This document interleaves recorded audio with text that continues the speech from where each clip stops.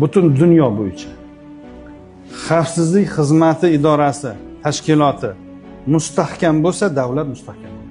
Qaysiki davlatda xavfsizlik idorasi kelayotgan xavfni chegaraga kelguncha g'aflatda qolsa, mag'lub bo'lishga muqarrar.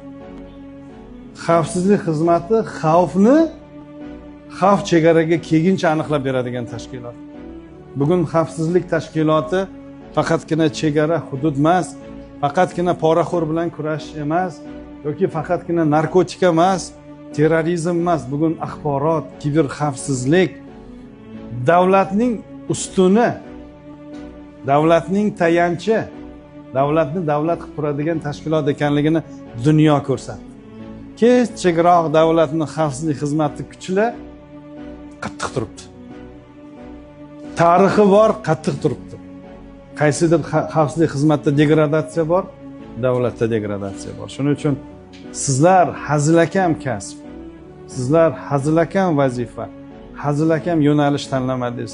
Nimaga buni aytyapman? Men bu tashkilotda ishlaydiganlar bilan ham suhbat bo'lishdan manfaatdormanki, ilmiy salohiyat kuchli ularda, tajriba kuchli ularda.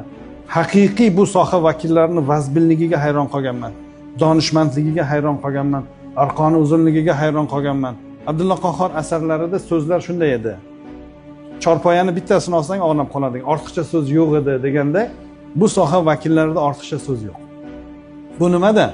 Ko'p o'qigandan, ko'p kuzatuvdan va tug'ma talab.